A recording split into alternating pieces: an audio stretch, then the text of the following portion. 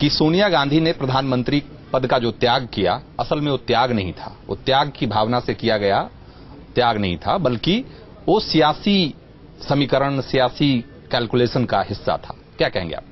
देखिए, उस पर प्रधानमंत्री जी ने खुद बयान दे दिया है कि कमर्शियल इंटरेस्ट को रखते हुए राइटर ने किताब लिखी है।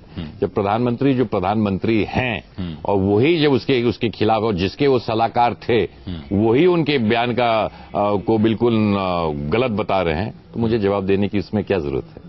जब प्रधानमंत्री मनरेगा को लेकर जो बातें कही गई है कि जानबूझकर पूरी कांग्रेस पार्टी लगी हुई थी ये साबित करने में कि मनरेगा असल में गांधी परिवार की देन है और राहुल गांधी इसके प्रणेता थे, और इसके लिए पूरी कांग्रेस ने अपनी पूरी ताकत झोंक दी थी कि इसका श्रेय प्रधानमंत्री को नहीं राहुल गांधी को मिले।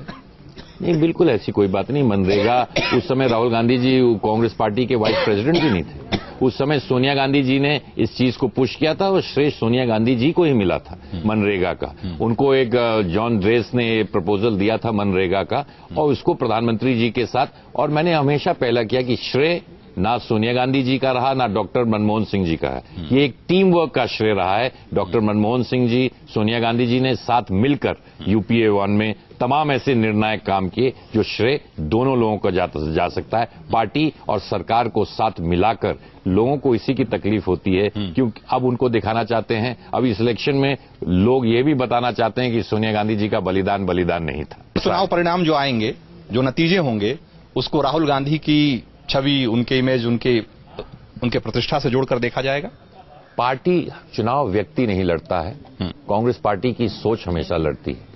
कांग्रेस पार्टी इतने सालों से इसलिए जीवित है क्योंकि एक सोच है और उस सोच को जिंदा इस देश के लोगों ने रखा है और उस सोच को सत्ता में इतने सालों देश की जनता ने बना के रखा है। व्यक्ति कांग्रेस पार्टी से कभी बड़ा नहीं रहा है, हमेशा कांग्रेस पार्टी बड़ी रही।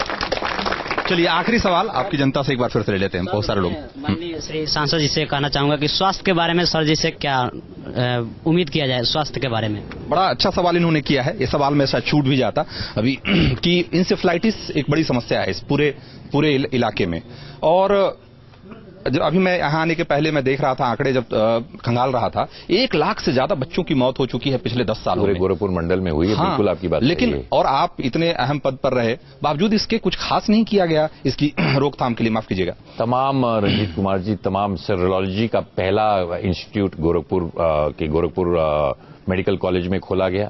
तमाम यहाँ सेंटर्स, और एक जो स्ट्रेन यहाँ होता था, वैक्सीनेशन के माध्यम से उस स्ट्रेन को हमने खत्म कर दिया है। अब उस स्ट्रेन के हिसाब से सिर्फ 1, 2 या 4% के केसेस यहाँ होते हैं। परंतु जहां तक जनपद कुशीनगर की बात है, यहाँ मैंने खुद एक जापानीज एन्सेफेलाइटिस हॉस्पिटल में अपने पैसों से एक वार्ड बनाया है।